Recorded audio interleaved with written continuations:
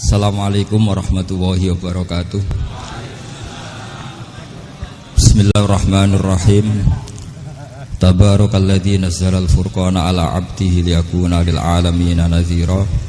Allahumma shalli wa sallim ala sayyidina Maulana Muhammad wa ala alihi wa sahbihi asma'in. Amma ba'du.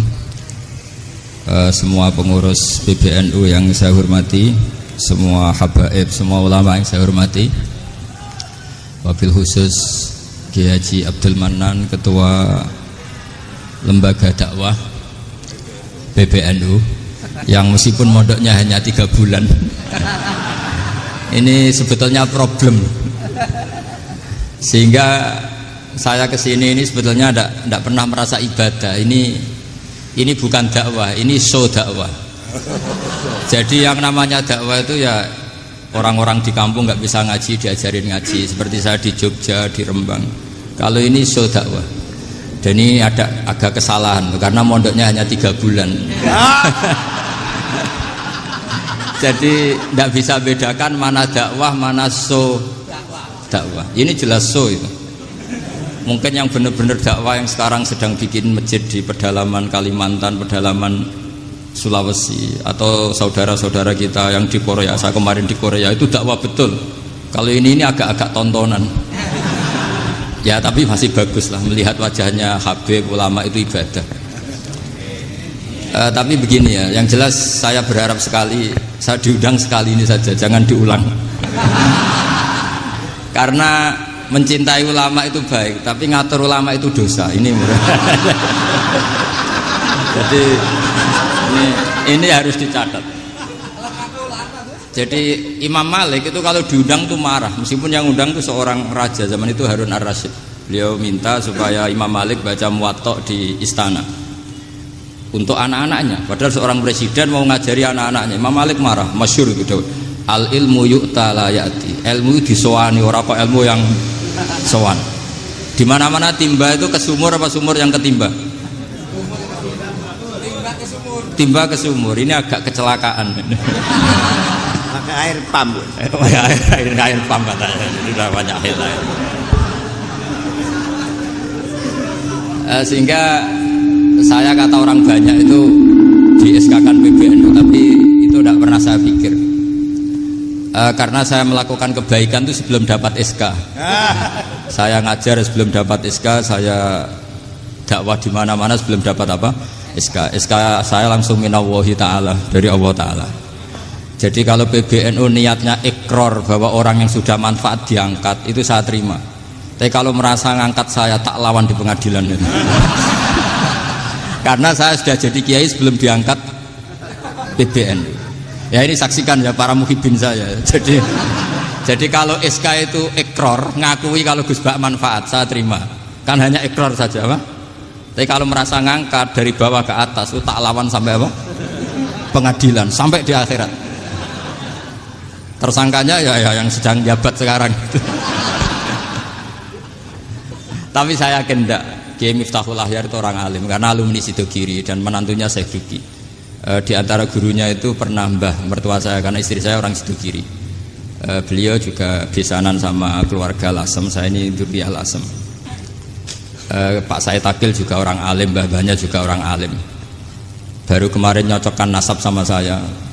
Buyut-buyutnya beliau itu adik buyut saya, pernah cocokkan sama saya. Gus, saya sama saya tua mana? Tua saya, buyut kamu adik buyut saya, kata saya gitu. Tapi saya tetap hormat sama beliau karena ya pernah sepuh umurnya setidaknya. Jadi saya ulang lagi, ngaji seperti ini itu sebetulnya lebih ke show, pertunjukan. Supaya pertunjukan ini tidak dosa, saya isi ngaji betulan. Tapi jangan diulang. Karena biasa ngaji rutin. Saya di Jogja tafsir Jalalain sudah juz 23. Pernah khatam hikam. Sekarang Nashihul Ibad separuh. Saya ngaji di Sidogiri Itkon, di Sarang Balaghatul Quran, di Hajen Lubul Usul, tapi sarahnya yang Thariqatul Husul, sarahnya Mbah Sahal Mahfud. Jadi baru di sini ngaji bersaing sama orang yang mondok berapa? 3 bulan. Ini masalah. Masalah. Gak boleh mondok itu harus buat tulis zaman. Tapi ya tidak apa-apa, mungkin laduni ya. Jadi kalau mondok cepet itu kemungkinannya apa? Laduni. Begini, tapi saya tertarik apa yang dikatakan Kiai Haji Abdul Manan tadi menyangkut kalimat tauhid. Saya ngaji di mana-mana bilang, kalau ngaji itu yang tahqiq itu detail. Detail itu bahasa Arabnya tahqiq. Jadi kita misalnya berpikir secara jernih, orang yang kafir 70 tahun itu pasti menjadi muslim karena melafadzkan la ilaha illallah. Dan itu bi ijma'il ulama. Semua ulama mengatakan demikian. Saya ulang lagi, itu bi ijma'il ulama. Karena mansus di Quran ada ayat kulil ladina kafaru iyantahu yughfar lahum ma qad salaf. Kalau orang yang kafir 70 tahun bisa dihilangkan kekafirannya hanya dengan kalimat la ilaha illallah Muhammadur Rasulullah. Berarti kalimat ini statusnya apa? Penghilang kekafiran, apa? Penghilang kekafiran. Lalu ada kelompok yang mengatakan gara-gara kalimat la ilaha illallah dan pegang patok nisan itu orang menjadi kafir. Ini kan jadi paradok. Lafadz yang kita statuskan sebagai penghilang kekafiran dengan lafadz yang sama orang menjadi kafir. Itu nggak ketemu nalar. Mbok nalar paling apapun tetap nggak ketemu. Kecuali tadi ya dalilnya pokok yang ngotot tadi. Itu memang kacau itu. Tapi alhamdulillah mereka insya Allah ya sadar. Kamu jangan bayangkan mereka tidak sadar terus, berarti kamu doanya jelek. Bisa saja mereka sudah ingin sadar, berhubung digojlok ini terus nggak jadi sadar. Jadi jangan-jangan salah kita karena sering gojlok sehingga yang mau sadar jadi tidak apa? Nggak sadar. Saya tadi jam 10 sampai setengah 2 masih ngajar di pondok saya. Saya ngajar tafsir masih di Rembang sana saya. Terus saya ke Semarang Delalah Muyassar. Ya mungkin agak-agak keramat, jadi tetap jam 3:4 saya bisa ketemu Habib Umar Hafid. Saya beberapa menit ya diskusi tentang manhaj beliau. Dan kebetulan saya sering belajar kitab beliau sama alumni-alumni Darul Mustafa. Meskipun saya tidak pernah ke sana, tapi saya tahu betul mazhab beliau. Karena al-arwah junudun apa? Mujannada. Begini, saya sering dingetikani Mbah Mun, politik tidak jelas itu bagian dari kejelasan. Ini yang perlu dicatat. Jadi politik tidak jelas itu bagian dari apa? Kejelasan. Misalnya begini, siapa yang mengira Khalid bin Walid yang sangat musuhi Rasulullah, dia panglima orang kafir ketika ngalahkan Rasulullah di perang Uhud, akhirnya Khalid bin Walid masuk apa? Islam. Begitu juga Wahsy, qatilu ahabbin nasi ila Rasulillah, pembunuh Said Hamzah, akhirnya juga masuk Islam. Begitu juga Abu Sufyan, dia pemimpin besar kafir Mekah ketika perang Badar, ketika perang Khandaq, akhirnya juga Islam dan menjadi mertua Rasulullah Shallallahu Alaihi Wasallam. Dari fakta ini kemudian banyak ulama alim yang ngambil sikap itu ya cara Jawa itu anggang-anggang. Anggang-anggang itu gak tegas, tapi gak tegas dari rumusan ilmu yang detail. Saya ulang lagi, gak tegas tapi dari rumusan ilmu yang apa? Detail. Bisa saja orang yang sekarang kafir suatu saat mukmin atau muslim. Bisa saja yang sekarang sedang fasik suatu saat soleh. Bisa saja yang mondok 3 bulan rois PBNU. Sementara yang mondok lama kadang KRT. Tapi itu hanya hukum duniawi. Saya yakin yang KRT ini PBNU di akhirat. Karena mondoknya lebih apa? Lama. Itu tak jamin. Saya juga berencana mimpin itu di akhirat saja, bukan di dunia. Makanya saya mohon SK itu berakhir muktamar mendatang. Karena saya sudah kiai sebelum diangkat. Makanya saya ulang-ulang, kalau pengangkatan itu niatnya ikrar, saya terima. Tapi kalau niatnya ngangkat, tak gugat di pengadilan. Ini tidak guyon, ini betulan itu. Ya, tapi ini hanya guyon saja. Nah, ini penting saya utarakan teori ngaji ya.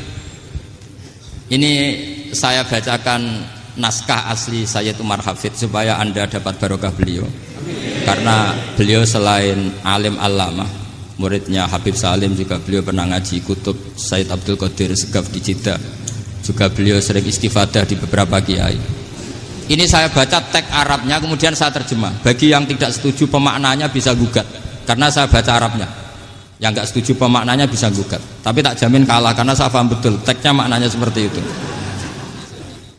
Logikanya tadi ya, ketika Rasulullah ngambil sikap tegas kepada Qatilu Hamzah yaitu Wahsy, dan ketika Rasulullah ngambil sikap tegas pada orang-orang yang mengalahkan beliau di perang Uhud, kaifa yuflihu qaumun fa'alu bi anbiya'ihim hakadha, bagaimana mereka jadi orang benar atau orang yang dapat kebahagiaan kalau mereka perlakuannya seperti Nabi seperti ini, yaitu Nabi sujja wajhu masyhur wa kusirat ruba, yaitu Nabi itu wajahnya terluka, gigi serinya tanggal. Orang-orang seperti ini tuh gak akan bejo kalau orang Jawa, gak akan falah. Tapi apa yang terjadi? Allah menurunkan ayat laisa laka minal amri syai'un aw yatuba 'alaihim aw yu'adzibahum. Muhammad itu bukan wilayah kamu ngecap orang, menstigmasi orang itu tidak wilayah kamu. Saya bisa saja mengampuni mereka atau menyiksa saya itu atau menyiksa mereka itu wilayah saya, kata Allah. Saya bisa saja mengampuni mereka atau menyiksa mereka itu wilayah saya. Sehingga akhirnya apa? Rasulullah tidak ngambil sikap yang mungkin orang lain mengatakan itu tidak tegas. Tapi itu kearifan. Betul, akhirnya Wahsy malah masuk Islam. Khalid bin Walid panglimanya juga masuk Islam. Dan beberapa orang kafir juga masuk Islam, termasuk mimpinihim, ketuanya yaitu Abu Sufyan. Ini penting saya utarakan. Makanya ini saya baca pembenaran dari konstruksi pikiran tadi. Nah ini supaya khas. Ini khasnya orang mondok 10 tahun nih. Jadi ini tak baca ini. Nah, biar jelas ini nanti tagnya persis ya, tidak saya rubah. Ini di kitabnya Habib Umar Hafid, namanya itu Taujihun Nabi Limardoti Bari. Kalau diterjemah ya mengarahkan orang yang sadar. Nabi itu orang yang sadar, ya sampai ini termasuk orang yang sadar. Limardoti Robbi, menuju mendapat ridho Tuhan atau Allah Subhanahu wa Ta'ala. Saya baca tagnya ini di halaman 179. Ini tidak ada yang saya rubah, tidak saya kurangi. Bismillahirrahmanirrahim. Fala buddha an wattina qulubana ala annana khodamatu ahli hadal qaul wa yattali'u wa min qulubina annana na'taqidu imkaniyata ayyasfa fi ahadina yaumal qiyamati man huwal ana kafirun yuslimu faya'lu sya'nu indal haqqi fayakunu sababan li kholasika fil qiyamah yumkinu dzalik. Jadi kita para dai, para kiai itu adalah khodamatu hadal kaun. Kita ini adalah pelayan alam raya ini yang selalu berharap alam ini akan lebih baik. Orang yang sekarang sedang kafir bisa saja nanti yang nyafaati kamu di akhirat, yaitu mereka masuk Islam lalu Islamnya lebih serius, akhirnya punya hak syafaat. Sementara kamu Islam mulai kecil tapi biasa-biasa saja seperti ini, mulai dulu ngaji terus sama Ki Abdul Manan, nggak pernah yang ngisi ngaji. Itu artinya nggak ada perkembangan. Makanya saya nggak ingin ngaji lagi karena saya ingin perkembangan Anda nanti tukang mengisi, bukan yang diisi. Kalau saya nanti ngaji lagi di sini, artinya Anda kalau tetap mendengarkan itu tidak ada perkembangan. Pantes saja semulang Gus Bahak sampean sing ngaji. Sekali-kali ada perkembangan, saya ngaji sampean yang mulang, itu bagus itu. Meskipun itu perkembangan yang menyesatkan.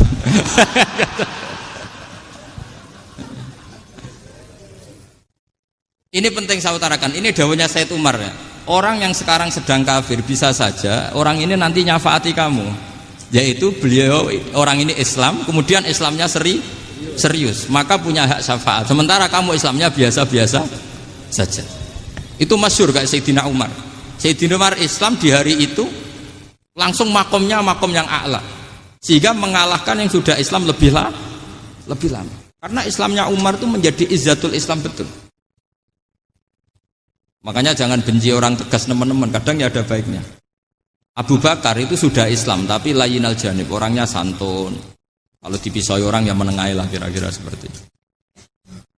Begitu juga Bilal, Ammar, Suhaib. Singkat cerita, Rasulullah itu sering dibully ya, sering disiksa orang-orang kafir. Rasulullah berharap, wah kalau yang Islam gini terus repot. Melihat Umar ini petarung di pasar Ukad, dia dapat uang itu kalau tarung, menangan. Kata Rasulullah, kalau ini yang Islam ya bagus. Beliau berdoa, Allahumma aizal Islam bi Umar. Itu kira-kira 2 hari dari doa beliau, Umar masuk Islam. Itu pertama masuk Islam itu orang-orang kafir diparani. Kalau kamu ganggu Rasulullah Muhammad tak bunuh. Semenjak itu orang kafir yang gentenan sembunyi. Sehingga kata para mereka yang Islam, Islam selalu jaya mut aslama Umar, ketika Umar masuk Islam. Itu dalam satu hari Islam itu Rasulullah sudah ngendikan Umar yang Islam sehari ini imannya kalau ditimbang separuh ahli dunia masih unggul sama Islamnya Umar. Nah bisa saja seperti itu. Jadi saya minta sama teman-teman yang mencintai ilmu, tidak tegas itu bagian dari ketegasan dalam ilmiah. Karena kita ini tidak mengendalikan dunia, tidak mengendalikan hidayat, hanya Allah piyambak yang ngasih apa? Hidayat. Maka sikap kita laisa laka minal amri syai'un aw yatuba alaihim aw yu'adzibahum. Rasulullah yang ahabbul khalqi ilallah saja tidak boleh tegas karena semuanya potensi itu ada. Cuma kita tegas dalam kebenaran saja, tapi nggak perlu tegas dalam mengawal kebenaran. Kenapa demikian? Karena Islam ini agama yang akan dijaga Allah ila yaumil. Yang jaga Islam bukan PBNU, bukan PP Muhammadiyah, bukan kiai. Yang menjaga Islam namun Allah Subhanahu wa ta'ala. Makanya Sayyidina Umar itu kalau disuruh mutir Islam itu gak mau betul. Masyhur itu dalam tarikh-tarikh. Umar mimpin itu sukses, banyak futuhat. Singkat cerita akhirnya orang tuh kelangenan, wah kalau Umar meninggal kayak apa. Sehingga Abdullah bin Umar setiap jalan-jalan itu dibully, kalau sekarang dibully. Ya Abdullah bin Umar, bapak kamu itu gimana? Sudah sepuh mau meninggal kok tidak suksesi. Kalau saja ada orang penggembala kemudian meninggalkan kambingnya di hutan, kamu anggap orang yang mudoyik enggak, menyanyiakan kambing itu enggak? Ya iya kata Abdul bin Umar. Apalagi amru hadil umat ini mau ditinggal gelanggang, nanti suatu saat Umar meninggal. Mbok yo suksesi supaya jelas. Logika itu diaturkan ke Umar radhiyallahu anhu, ke Sayyidina Umar. Pertama Umar agak tertarik dengan logika itu. Lama-lama beliau marah. Tidak jadi. Saya tetap tidak akan istikhlaf, tidak akan suksesi. Dan saya tidak akan mikir Islam katanya. Islam akan diurus oleh Allah Subhanahu. Terus beliau ngendikan, Islam ini jalan ketika ditinggal Abu Bakar. Bahkan ketika ditinggal ahabbul khalqi ilallah, akramul khalqi indallah, yaitu Rasulullah Muhammad sallallahu alaihi wasallam. Coba Islam dulu dipimpin Abdul Qadir ketua wali, dipimpin Wali Songo, dipimpin orang top-top. Sekarang dipimpin mondok 3 bulan jalan. Karena Islam yang ngatur Allah Subhanahu wa ta'ala. Jadi ini penting. Loh coba ustadz tuh banyak yang nggak bisa ngaji loh. Tapi ya laku ya nggak masalah. Loh saya kemarin di Korea seminggu. Itu TKI jadi khotib, ada yang jadi mufti. Ada yang jadi suriah. Itu ada yang di sana jadi suriah, pulang ke kampung angon kambing lagi. Loh itu teman saya kenal. Suriah Korea. Iya suriah Korea tapi artinya gini, bahkan masjid semua yang di Korea itu didirikan oleh TKI dan TKW. Mereka digerakkan Allah untuk mikir agama, karena agama ini milik Allah. TKI saja mikir. Makanya ini penting, yo dakwah tapi tauhidnya sing kenceng, jangan dakwah kenceng tauhidnya kendor. Itu bahaya betul. Saya ulang lagi ya, ini dawuh Habib Umar. Jadi kata beliau, fala budda an wattina kulubana, kita harus yakin seyakin-yakinnya bahwa semua kemungkinan itu mungkin.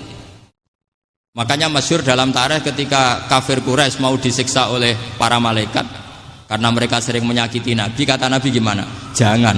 Saya berharap kalau bapaknya tidak mukmin, suatu saat anaknya mukmin. Masyhur dalam tarikh. Musuh Nabi besar siapa? Walid bin Mughirah. Punya anak Khalid bin Walid. Abu Lahab punya anak Darrah, itu mukminah yang baik.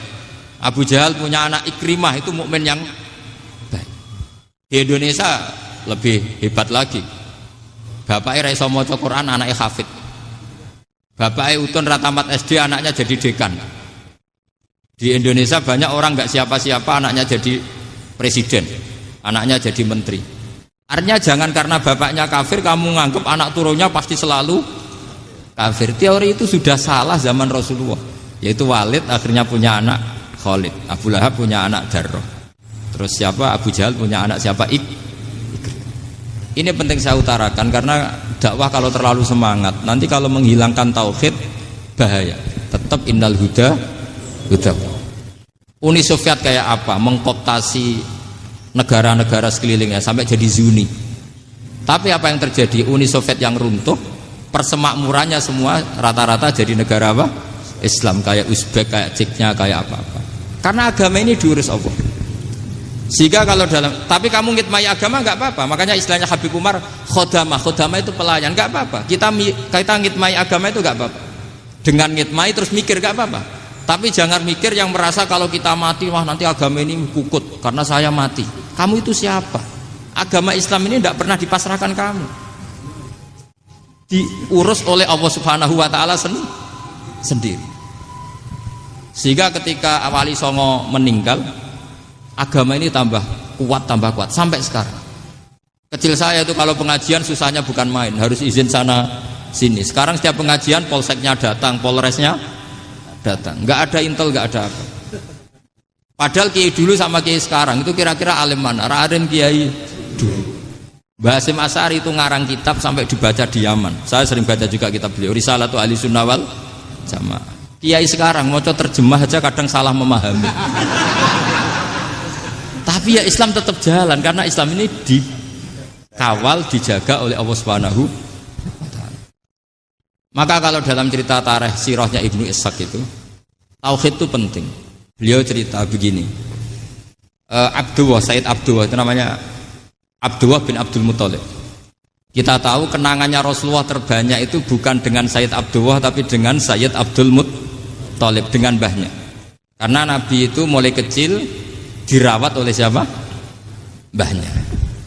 Yaitu yang disebut Nabi ketika 2 bulan kan abahnya sudah meninggal. Ya saya baca ya, pakai bahasa Arab biar jadi bid'ah. Nanti kalau bahasa Indonesia ada bid'ah. Tidak betul. Diba atau berjanji sebenarnya itu kitab sejarah, berhubung dibaca bahasa Arab terus kayak mantra. Terus yang belakang mau nyenggai soleh aleh, sehingga kubu sebelah bilang tuh khurafat dan bid'ah. Coba diterjemah ini, coba nanti saya baca bahasa Arab.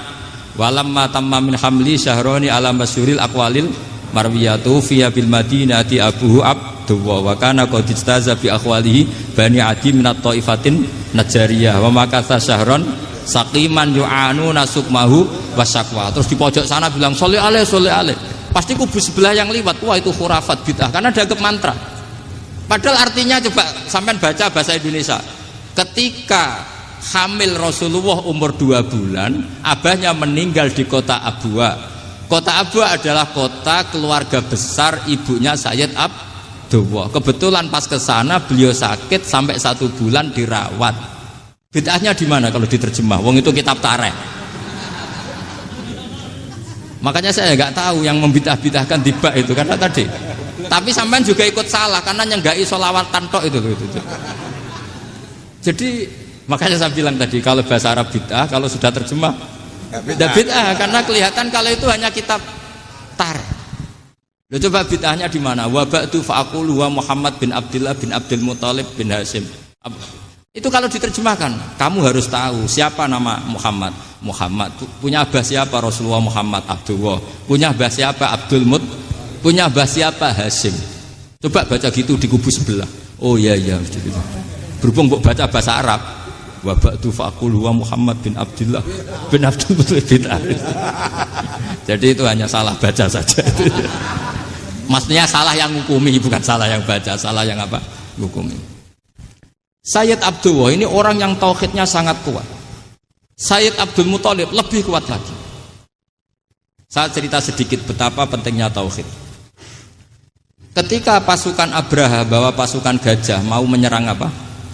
Ka'bah. Itu sebelum menyerang itu semua aset-aset milik orang kafir Quraisy, milik orang Quraisy lah. Itu ditawan, diambil. Termasuk milik Sayyid Abdul Muthalib, milik Abdul Muthalib. Terus ketika mau masuk Ka'bah, mau masuk Mekah, kata Abraha, man sayyidu hadal wadi, siapa yang kamu tuakan, yang kamu pertuan di sini? Oh, Abdul Muthalib. Abdul Muthalib itu dipanggil, itu auranya luar biasa. Abraha yang di tempat perkemahannya itu harus duduk di atas karena dia raja, itu duduk di atas gak berani. Saking wibawanya Abdul Muthalib, ini mbahnya Rasulullah. Akhirnya Abraha bilang gini, saya duduk di bawah tidak mungkin karena saya raja. Kamu duduk jejer saya tidak mungkin karena nanti umat saya kecewa karena raja kok disaingin gitu. Ya sudah, sambil berdiri-diri kita ngomong. Akhirnya Sayyid Abdul Muthalib tadi Diomongin gini, saya itu tidak ingin merusak orang-orang Mekah, orang-orang Quraisy. Saya hanya kecewa punya tempat ibadah dikencingi, diberakin sehingga saya mau merubuhkan Ka'bah. Tapi dengan damai, nggak ada perang. Apa jawabnya Abdul Muthalib? Lucu. Nggak apa-apa, Ka'bah kamu robohkan silakan, nggak apa-apa. Yang penting unta saya yang kamu sita kembalikan. Harta saya yang 100 unta kamu sita kamu kembalikan. Itu Abraha kagetnya bukan main. Kaget karena kamu itu pemimpin apa? Tadi saya hormat kamu karena kamu tak anggap orang hebat. Hadhil Ka'bah dinu abaika. Ini Ka'bah itu agama kamu. Pas saya hancurkan kok kamu tenang-tenang saja. Padahal pas mau saya hancurkan kamu tenang-tenang saja. Malah tanya unta kamu itu gimana? Apa jawabnya Abdul Muthalib? Inna lihadal baiti rabban hamahu. Sebab Ka'bah itu ada yang punya dan pasti akan melindungi Ka'bah. Tapi kalau unta itu milik saya, ini urusan saya, ini unta.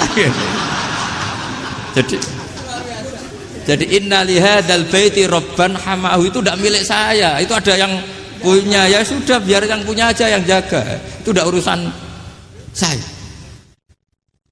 Akhirnya unta dikembalikan, aman deh. Untung double. Terus akhirnya dia ke Ka'bah. Fa'akhudha bi halaqatil bab. Karena dulu apa itu?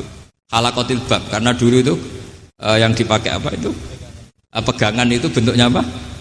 Bulat. Makanya diistilahkan halaqah apa? Bulat. Kalau sekarang halaqah ilmiah itu seminar. Bulat. Halaqah itu buruhi lain lagi. Ya. Pegang terus bilang gini, kata Abdul Muthalib, ya Allah, Ka'bah ini mau dihancurkan oleh Abraha. Ka'bah ini milik kamu. Saya mau ke gunung, mau melihat apa yang kau lakukan terhadap orang yang mau merusak Ka'bah. Terus Abdul Muthalib bilang ke umatnya, wa ya qaumi, ayo kita ke gunung melihat ma fa'ala rabbuna, apa yang akan dilakukan Tuhan kita terhadap orang yang mau menghancurkan Ka'bah. Jadi santai saja, santai. Terus Abdul Muthalib naik gunung sama orang-orang Quraisy. Abraha datang mau merusak Ka'bah, terus terjadi alam taro kaifa fa'ala rabbuka bi ashabil fil. Itu melihat. Dan betul Ka'bah dijaga Allah. Islam juga gitu. Ketika Islam dikooptasi Uni Soviet, semua ulama, semua wali perasaannya hanya nunggu kehancuran Uni Soviet karena pasti agama ini dijaga Allah. Saya setiap sholat, setiap munajat ketika baca Rabbana lakal hamdu bil samawati wa mil'ul ardi. Dulu saya iskal itu janggal. Ya Allah, engkau zat yang layak dipuji, yang pujian itu memenuhi langit dan bumi. Pikiran saya kalau bumi ateis itu mujinya kayak apa? Tapi Masya Allah, ketika saya datang di Korea, bumi ateis, ternyata di sana banyak masjid, banyak tasbih, bahkan ada sakduna di sana. Karena Allah sudah ngendikan lakal hamdu mil'us samawati wa mil'ul ardi. Dan sekarang nyata, semua bumi ateis, bumi apa saja, ada tasbihnya, ada tahmidnya. Makanya sadaqallahul adzim ketika ngendikan sanurihim ayatina fil afaq walladzi arsala rasulahu bil huda dinil haqqi liyuzhirahu 'alad dini kulli. Makanya saya mohon sekali bahwa agama ini harus kamu khidmah. Tapi enggak boleh kamu pikir. Atau dibaliklah, khidmah maka memikir. Tapi tidak usah GR bahwa agama ini diserahkan sampean. Saya juga agak ridho. Agama kok diurus orang-orang kayak gini, kayak apa nasibnya? Jadi ini penting, karena rata-rata kiai alim itu tidak jelas. Terus oleh orang-orang yang nggak pernah ngaji itu, wah ini nggak jelas, nggak tegas. Islam itu harus tegas. Maksudnya tegas itu kayak apa? Tegas itu di wilayah kita. Kalau istri kamu mau diperkosa orang itu boleh tegas, itu wilayah kamu. Tapi kalau hidayat itu wilayahnya Allah Subhanahu wa Ta'ala, kita tidak pernah tahu. Bahkan yang sudah Islam saja, nyuwun sewu, itu nggak ada jaminan mati husnul. Kita tahu dalam sejarah Sa'labah itu dapat gelar hamamatul masjid, merpatinya masjid. Tapi kita tahu akhirnya Sa'labah itu apa? Su'ul khotimah. Sampai dalam Islam selalu diajarkan ya muqallibal qulub tsabbit qalbi ala din. Jadi kalau kita sendiri saja masih ingin selalu husnul khotimah, agak ada ruang untuk mudah menvonis orang lain. Makanya saya salut sekali ketika Habib Umar menulis kita semua ini mengkhidmai hadal kaun. Dan selalu berharap bisa saja suatu saat orang yang sedang kafir bisa saja suatu saat muslim. Nah soal kalau yang sama yang harbi menyerang kita ya tarung. Kalau artinya kalau yang merangi kita ya kita wajib perang, kalau enggak ya habis kita. Seperti kita lakukan ketika diserang Belanda. Tapi ketika mereka musta'man, dhimmi, mu'ahad, orang-orang kafir yang mau berdamai dengan kita, ya kita damai. Sebagaimana yang dilakukan Rasulullah SAW ketika berdamai dengan kafir Quraisy yang dipimpin Suhail bin Amr. Masyhur itu dalam tarikh. Singkat cerita kan Sayyidina Ali ini pernah konflik sama orang Khawarij. Kata Sayyidina Ali, ya sudahlah, namanya kita musuhan, kita tidak usah ketemu, pakai mediator, kata Sayyidina Ali. Kata orang Khawarij, ini apa-apaan kok butuh mediator? Nggak ada Qur'annya, ada hadisnya. Kira-kira kalau Pak Sayyidina Ali orang Jawa, nggak ada apa tidak tahu. Walhasil Sayyidina Ali akhirnya baca ayat, wa in khiftum shiqaqa bainihima fab'atsu hakamam min ahli wa hakamam min ahliya. Jika suami istri tengah konflik, maka yang keluarga suami kirim mediator, yang keluarga perempuan juga kirim. Terus kata Sayyidina Ali, wa amru ummati Muhammad a'dhamu min amri rajulin wa imra'atin. Kalau suami istri saja ketika konflik butuh mediator, apalagi ini kelompok besar, pasti lebih butuh mediator. Akhirnya lalu mediatornya siapa? Kata Sayyidina Ali, ya siapa saja yang penting baik. Ditunjuk seseorang, diprotes sama orang Khawarij, ini orang nggak kredibel. Oh, terus Sayyidina Ali marah-marah. Rasulullah itu pernah berdamai dengan orang, bahkan orang itu kafir, yaitu Sulhul Hudaybiyah. Nabi itu berdamai dengan orang yang bernama Suhail bin Amr, ketika itu kafir. Makanya ini menunjukkan bahwa musolahah ma'al kufar itu boleh demi kelangsungan bernegara, berbangsa. Kamu tidak usah meragukan reputasi NU. Ketika dulu kafirnya kafir harbi zaman Belanda, ya Mbah Hasim fatwa apa? Jihad. Jadi jangan kira tidak tegas. Kita tegas sekali, justru kita yang punya masa lalu tegas. Tapi kepada siapa dan dalam konteks apa? Paham ya? Terus ini penting sekali untuk dijernihkan. Ini saya baca berikutnya nanti, tidak supaya tahqiq saya syukur sekali, saya tadi sekaligus minta ijazah sama Habib Umar, dan memang saya ngaji ini lama sama teman-teman alumni Yaman, cuma belum pernah ketemu mu'alifnya. Tadi saya ketemu minta ijazah itu dan beliau senang sekali, bahkan sempat bikin tulisan di kitab saya ini. Sama tidak perlu baca, karena kalau bisa ya biasa, kalau tidak bisa malu ya sudah, tidak usah baca.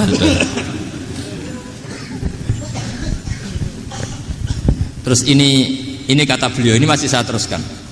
Nahnu min hadhil intilaqah naktasibu thabatana wa quwwata yaqinina. Wa illa fa fil ardi mu'aridun wa muntaqidun wa mukhalifun min akhyarin wa asyrarin, sholihin wa fasikin, muslimin wa kuffar. Kalau kamu punya satu metode ilmiah, metode dakwah, kamu harus siap, karena pasti ada yang menentang. Yang menentang itu ya mulai orang soleh, tidak soleh, orang macam-macam. Jadi kalau sudah punya manhaj, memang dari awal harus siap apa? Ditentang. Jadi misalnya PBNU punya kebijakan apa, ya sudah siap saja dibully. Itu pasti itu, karena nggak ada manusia semua suka, semua benci.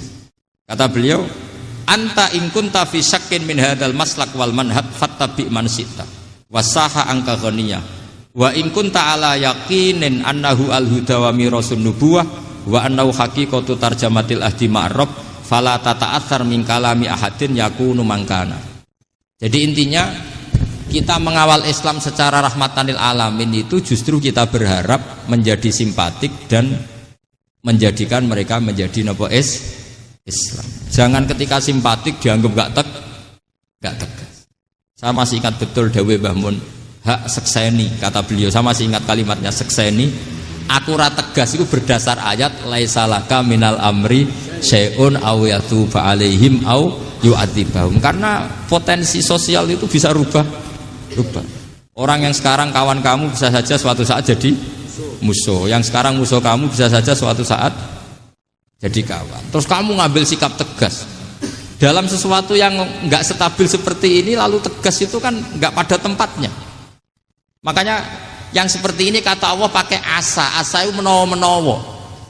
Asa wahu ayyaj'ala bainakum wa bainal ladzina adaitum minhum mawaddah. Bisa saja orang yang sekarang musuhan dengan kamu suatu saat dijadikan mawaddah. Kamu udah mawaddah itu saling mengasihi.